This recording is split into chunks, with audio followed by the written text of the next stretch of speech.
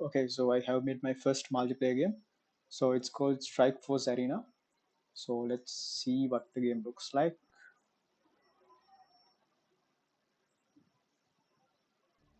Okay, so this is the game.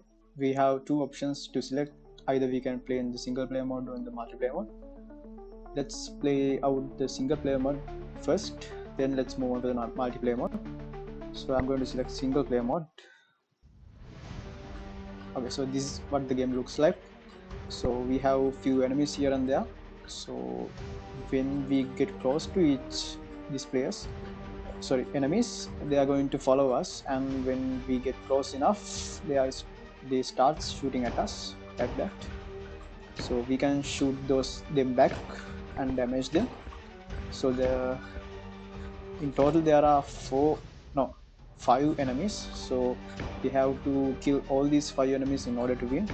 So it's not that simple, but it's possible.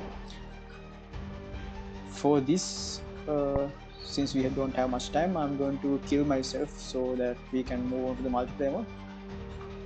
Okay, okay, let's go back to the main menu. So for this, we need to have multiple devices. So since I don't have multiple devices, what I'm going to do is create the same instance of the game like 3 more times, and using those windows as multiple players, I'm going to test out the multiplayer mode. So let's make this smaller and create another instance of the game. Okay, so now I have created separate 3 instances of the same game. So now they act as 3 players. So I'm going to the multiplayer mode in each one. Now it prompts us to enter our name. So I'm going to enter something called name, whatever.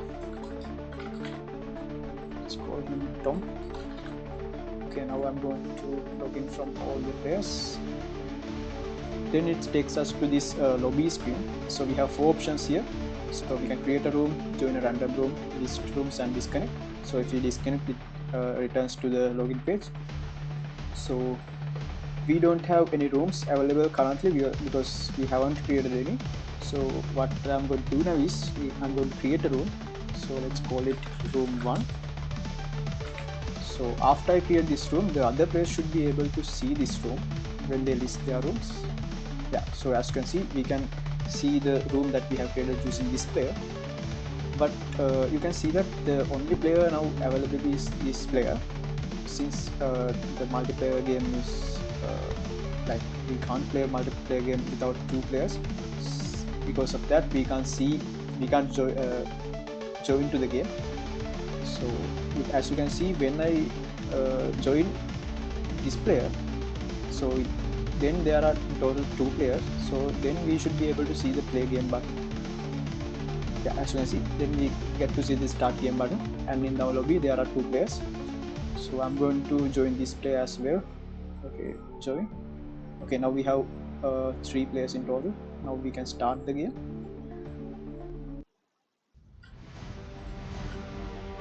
Yeah, as you can see now, in all the 3 windows we can see the game, and as you can see, the a player's movement in one window is affecting all the other windows as well. So all these 3 windows are in sync because that is a multiplayer game.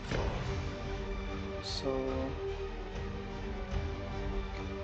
uh, what we have to do is there's a timer. So it's set to 3 minutes. So before the timer runs out, the player with the highest score gets the win. So we can see the scoreboard here. So when I kill one person, our scoreboard should get updated. Yeah, okay, as you can see, we got a score 2. Okay, let's use this player.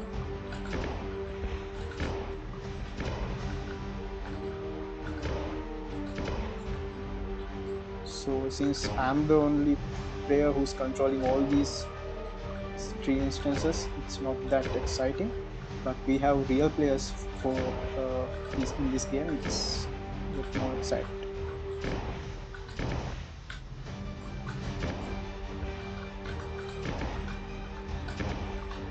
Okay, so let me show you the environment of this game.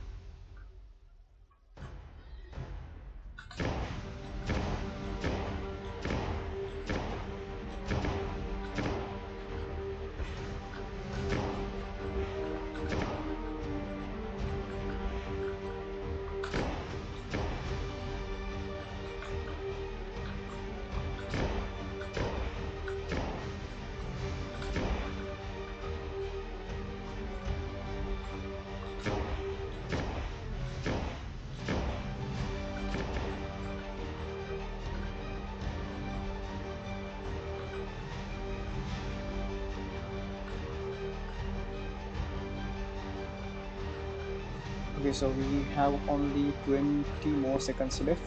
So after the time runs out, we could be able to see who won the game. So as you can see, currently, uh, like everyone has score. So let me quickly. Okay, now Jaber should be the winner. Okay, okay. As you can see, this is the window that I control the player who won the game.